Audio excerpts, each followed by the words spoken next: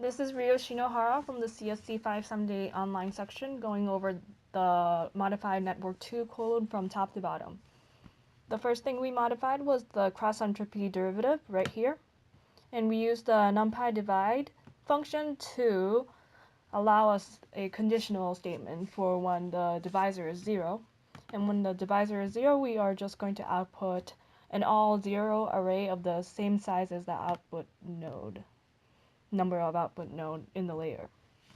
Then for the log likelihood, we just apply the formula as so. That's the natural log of the output vector that contains the actual target value. And then that's basically a decluttered return statement, and using a couple more lines to get the reciprocal of the output node that contains the target y value. And then next, we modified the softmax, which also had a numpy divide function for the possible denominator of 0, as so. And I used this implementation of the numerator that contains the difference between the element and the maximum element to make the resulting value more numerically stable. And then RELU implemented as so. This is the cost. This is an element-wise comparison of 0 and the actual value of the output and taking the maximum. And then this is the conditional for either putting 1 or 0 for the derivative of RELU. Tan has a divide by 0 possibility, so that has the divide NP divide function, and then that's the denominator right here. And then that's the very simple tan derivative. And then moving on, I first added a conditional for when the output activation function is tan but the cost isn't a quadratic cost as so, and so the output activation function would be replaced by sigmoid function in that case. And I've also put that in the set parameters function as well. And then feed forward, I prematurely stopped the for loop before the last layer, so I can apply the output activation function on the final layer. Then update mini batch has some modifications for the regularization right here. So it's a conditional statement, and depending on which conditional it goes to, it gets different weight uptake formulas as so. Then backprop has a premature for loop again, so we can apply the output activation function right here.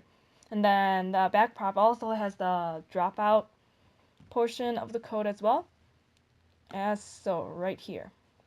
And this designates all hidden layers. And then as we move on, we go to, I believe, the total cost, which also has the regularization difference conditionals right here. So the cost for L2 and then L1. And that should be it in terms of what we modified. Then we're going to move on to the testing phase. Let me just quickly restart the kernel. And then I'm just going to go through this to show that everything's printing.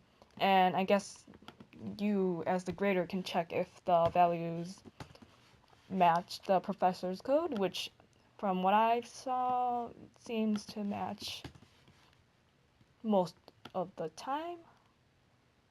So like that. Let me just go quickly.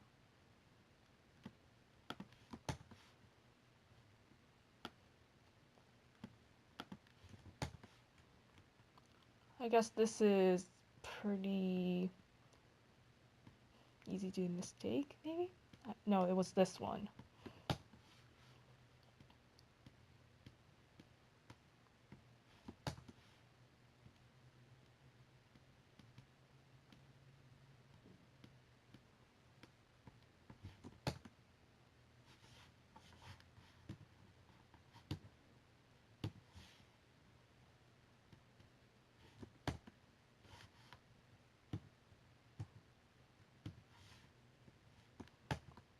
This might be a bit different, I believe.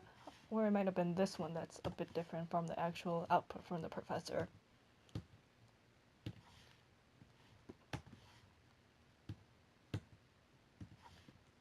This actually is probably different from the professor. Or maybe not.